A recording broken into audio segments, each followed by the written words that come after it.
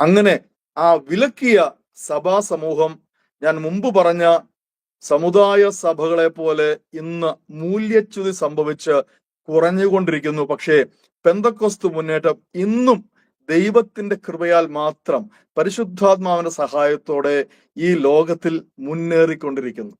ഇത് ദൈവത്താൽ ഉള്ളത്, ഇത് മനുഷ്യനാൽ തകർക്കുവാൻ സാധിക്കുകയില്ല.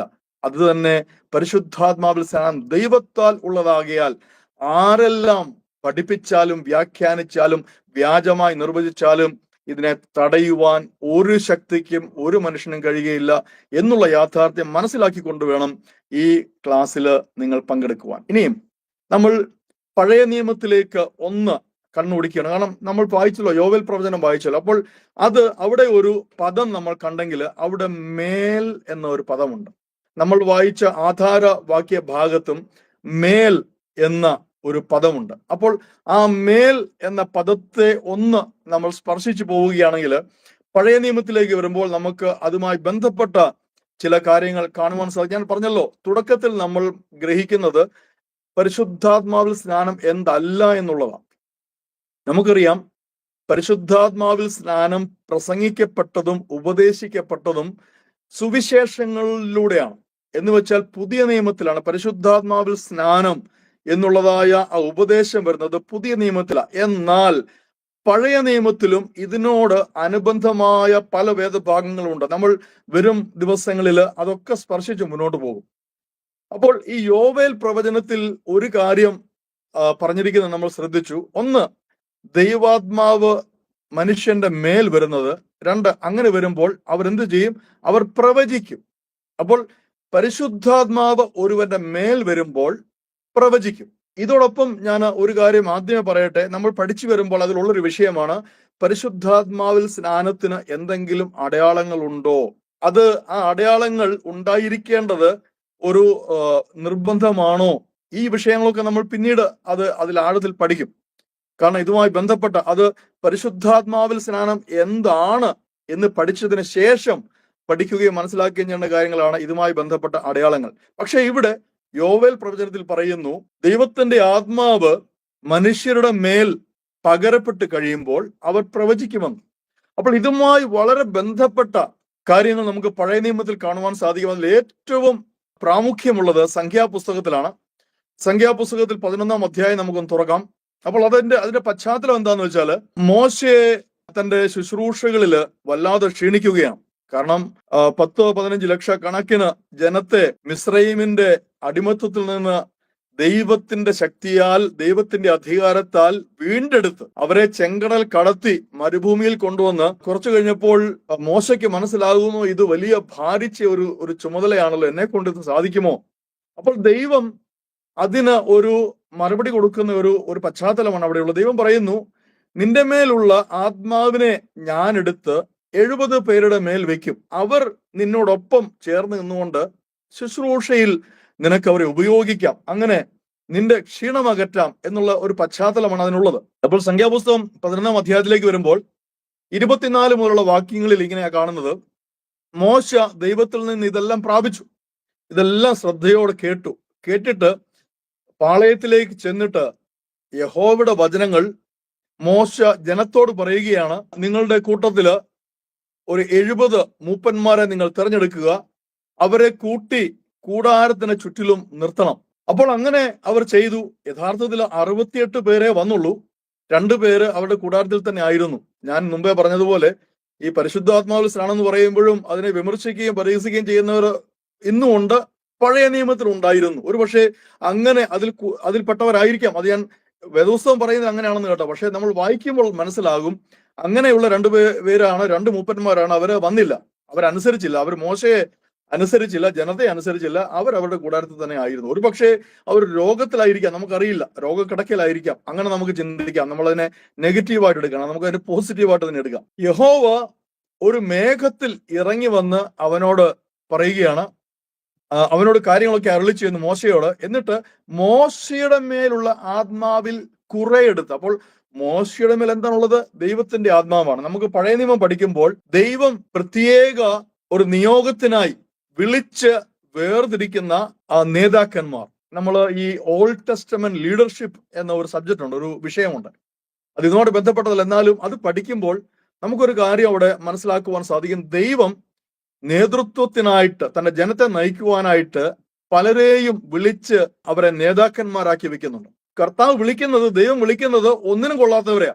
കാരണം വലിയ ബുദ്ധി രാക്ഷസന്മാരെയോ പണ്ഡിതന്മാരെയോ വിവിധ ഭാഷകൾ സംസാരിക്കാൻ അറിയാവുന്ന പണ്ഡിതന്മാരെ ഒന്നുമല്ല കർത്താവ് വിളിക്കുന്നത്. കർത്താവ് വിളിക്കുന്നത് വെറും സാധാരണക്കാരെ, അതും കുറച്ചുകൂടെ സൂക്ഷിച്ചു നോക്കിയാൽ സമൂഹത്തിലെ ഏറ്റവും താണ നിലയിൽ ജീവിക്കുന്ന ഇടയന്മാരെയാണ്. ഇടയ ശുശ്രൂഷ ചെയ്തുകൊണ്ടിരിക്കുന്നവരെയാണ് ചിലരെ കർത്താവ് തന്റെ ജനത്തെ നയിക്കുവാനായിട്ട് തിരഞ്ഞെടുത്തത്. അപ്പോൾ അവർ ദൈവസേനയിൽ താണു വീണ് എന്നെ കൊണ്ടൊന്നും കഴിയില്ലല്ലോ, ഞാൻ എന്താ കർത്താവ്, ഞാൻ എന്തുള്ളൂ എന്നൊക്കെ പറയുമ്പോൾ ദൈവം എന്ത് ചെയ്യും? ദൈവത്തിന്റെ ആത്മാവ് അഥവാ പരിശുദ്ധാത്മാവ് അവരുടെ മേൽ വെക്കും. അവരുടെ മേൽ ആവസിച്ചിരിക്കുന്നതായ പരിശുദ്ധാത്മാവ് ആ ഒരു പ്രത്യേക നിയോഗത്തിൽ അവർ പോലും അറിയാത്ത വഴികളിലൂടെ അവരെ നയിക്കും. അവരെ നയിച്ച് അവർ ദൈവജനത്തെ നയിക്കും. അപ്പോൾ ഈ മോശ 40 വർഷം ജനത്തെ മരുഭൂമിയിൽ നയിച്ചുവെങ്കിൽ മോശ അല്ല യഥാർത്ഥത്തിൽ ജനത്തെ നയിച്ചത്, മോശയുടെ മേലുള്ള ദൈവാത്മാവ. അത് നമുക്ക് പഴയ നിയമം പഠിക്കുമ്പോൾ മനസ്സിലാവും. അപ്പോൾ മോശയുടെ മേൽ ഇപ്പോഴുള്ള ആ ആത്മാവിൽ അല്ലെ ആത്മശക്തിയിൽ, നമുക്ക് ഈ ആത്മാവെന്ന് പറയുമ്പോൾ നമുക്ക് മനസ്സിലാക്കാൻ പ്രയാസമാണ്. നമ്മളുടെ മാനുഷികമായ ബോധതലത്തിൽ ഉൾക്കൊള്ളുവാൻ കഴിയുന്നതല്ല. അതുകൊണ്ട് നമുക്ക് ആത്മശക്തി എന്ന് തന്നെ വെക്കാം. മോശയുടെ മേലുള്ളതായ ആ ആത്മീയ ശക്തി, ആത്മീയ അധികാരം, അല്ലെ ആത്മീയമായ കൃപ അല്ലെങ്കിൽ ആ കഴിവ്, അതിൽ നിന്ന് കുറച്ചു മാത്രം എടുത്ത് ഈ 70 പേരിൽ ഓരോരുത്തരുടെ മേൽ ദൈവം വെച്ചപ്പോൾ എന്ത് ചെയ്തെന്നറിയാമോ? അവർ പ്രവചിക്കുവാൻ തുടങ്ങി. അവിടെ കൂടിയിരുന്ന 68 പേർ മാത്രമല്ല, ഞങ്ങൾ വരുന്നില്ല എന്ന് പറഞ്ഞ് പാളയത്തിലിരുന്ന 2 പേരുണ്ട്, അവരുടെ മേലും. ഇത് ദൈവത്തിന്റെ വിളിയാണ് കേട്ടോ. ദൈവം ഒരുത്തനെ വിളിച്ചാൽ ആ വിളിച്ചവനെ ദൈവം വെറുതെ വിളിക്കുകയല്ല, ദൈവം ചില പദ്ധതികൾ കണ്ടുകൊണ്ട് ഒരുത്തനെ വിളിക്കുന്നത്. അപ്പോൾ അവരുടെ മേലും ആ നിയോഗം വന്നിരിക്കും, അവരും പ്രവചിച്ചു. ഇവിടെ ഒരു കാര്യം മനസ്സിലായല്ലോ, ദൈവാത്മാവ് ഒരുവന്റെ മേൽ വന്നു, അവൻ പ്രവചിച്ചു, അതിനുശേഷം പ്രവചിച്ചില്ല. അപ്പോൾ ഇവിടെ പ്രവചിച്ചതായ ആ പ്രവചനം ഒരു അടയാളമാണ്. ആർക്കുള്ള അടയാളമാണ്? മോശയ്ക്കും അവിടെ കൂടിയിരിക്കുന്ന ജനത്തിനുമുള്ള അടയാളമാണ്. അപ്പോൾ തീർച്ചയായിട്ടും ആത്മാവ് പഴയ നിയമത്തിൽ ഒരുവന്റെ മേൽ വന്നപ്പോൾ അവിടെ കൂടി നിന്നവർക്ക് വ്യക്തമായി കാണുവാനും കേൾക്കുവാനും കഴിയുന്ന വിധത്തിൽ അവിടെ ചില സംഭവങ്ങൾ നടന്നു. ഞാൻ ഒരു കാര്യം പറയട്ടെ, ഇത് നമ്മൾ പഠിക്കുന്ന പരിശുദ്ധാത്മാവിൽ സ്നാനം അല്ല, അതുമായി ബന്ധപ്പെട്ട ഒരു കാര്യമാണ്. അതിന്റെ ഒരു നിഴലാണെന്ന് നമുക്ക് പറയാം. പഴയ നിയമത്തിലെ അതിന്റെ ഒരു നിഴലാണിത്. യോവേൽ പ്രവചനം പഠിക്കുമ്പോൾ പഴയ നിയമത്തിൽ അതിന്റെ ഒരു നിഴലാണിത്. ഇവിടെ ഞാൻ എന്തുകൊണ്ടാണ് ഇത് പറഞ്ഞത്? പരിശുദ്ധാത്മാവ് ഒരുവന്റെ മേൽ, ഞാൻ ആ മേലെന്നുള്ള പദം എടുക്കുകയാണ്. ഒത്തിരി വാക്യങ്ങളുണ്ട് കേട്ടോ, നമുക്ക് ധാരാളം വാക്യങ്ങൾ, അതിനുള്ള സമയമില്ല. ഏറ്റവും പ്രധാനപ്പെട്ട വാക്യങ്ങൾ മാത്രം എടുത്തു പോവുകയാണ്. നമ്മൾ ന്യായാധിപന്മാരുടെ പുസ്തകത്തിലേക്ക് വരുമ്പോൾ ഈ ന്യായാധിപന്മാരെന്ന് പറയുന്നതും ദൈവം തിരഞ്ഞെടുത്ത നേതാക്കന്മാരാണ് കേട്ടോ, നിങ്ങൾ അറിഞ്ഞിരിക്കണം. കാരണം മോശയെ ദൈവം തിരഞ്ഞെടുത്തു, പരിശീലിപ്പിച്ചു, അവന്റെ മേൽ ദൈവത്തിന്റെ ആത്മാവിനെ വെച്ചു, മോശയെ കൊണ്ട് ജനത്തെ കർത്താവ് വിടുവിച്ചു കൊണ്ടുവന്നു. എന്നാൽ മോശ ഒരു ചെറിയ തെറ്റെന്ന് പറയാൻ പറ്റില്ല, ദൈവത്തിന്റെ മുമ്പാകെ ഏറ്റവും വലിയ തെറ്റ്, ദൈവത്തോട് മത്സരിച്ചു, അല്ലെങ്കിൽ കോപിച്ചു. ദൈവത്തോട് കോപിക്കുക ജനത്തിന് മുമ്പാകെ വെച്ച് ചെയ്തപ്പോൾ മോശയെ വാഗ്ദത്ത ഭൂമിയിലേക്ക് വിടാതെ മോശയുടെ സമയം അവിടെ അവസാനിപ്പിക്കുകയാണ്. അവിടെ അവസാനിക്കുന്നതിന് മുമ്പേ മോശയോട് കർത്താവ് പറയുകയാണ്, നിന്റെ കരം ജോഷുവയുടെ മുകളിൽ വെച്ചിട്ട് അവനെ അടുത്ത നേതാവായിട്ട് നീ അഭിഷേകം ചെയ്യണം. അപ്പോൾ മോശ ദൈവം പറഞ്ഞതുപോലെ ചെയ്യുന്നു. അപ്പോൾ ഓർത്തു നോക്കുക, ആ നിമിഷം മോശയുടെ മേലുള്ള ദൈവത്തിന്റെ ആത്മാവ് ആരിലേക്ക് മാറുകയാണ്? പകരുകയാണ്, ജോഷുവയുടെ മേലേക്ക് പകരുക. പക്ഷെ ജോഷുവ അവിടെ പ്രത്യേക അടയാളങ്ങളൊന്നും കാണിക്കുന്നില്ല. ജോഷുവ ഒരു കാര്യം ചെയ്യുന്നുണ്ട്. ജോഷുവ ഏറ്റവും നല്ല, ചരിത്രത്തിലെ ഏറ്റവും നല്ല ഒരു നേതാവായിട്ടാണ് നമ്മൾ കാണുന്നത്. എന്ന് വെച്ചാൽ വിജയം മാത്രം കൊയ്യുന്ന ഒരു നേതാവായിട്ട്. അപ്പോൾ ജോഷുവയുടെ മേലുണ്ടായ അടയാളം എന്താണ്? വിജയം, യുദ്ധങ്ങളിൽ വിജയം. ഒരു യുദ്ധവീരനായിട്ടാണ്. യുദ്ധം പഠിച്ചവനല്ല കേട്ടോ, പട്ടാളത്തിൽ ചേർന്ന് പഠിച്ച വ്യക്തിയല്ല, കണ്ടു പഠിച്ചതുള്ള കാര്യങ്ങളൊക്കെ. പക്ഷേ ദൈവാത്മാവ് യോശുവയുടെ മേൽ വന്നപ്പോൾ യോശുവ ഒരു യുദ്ധവീരനായി തീർന്നു. 2, ഒരു നല്ല നേതാവായി തീർന്നു.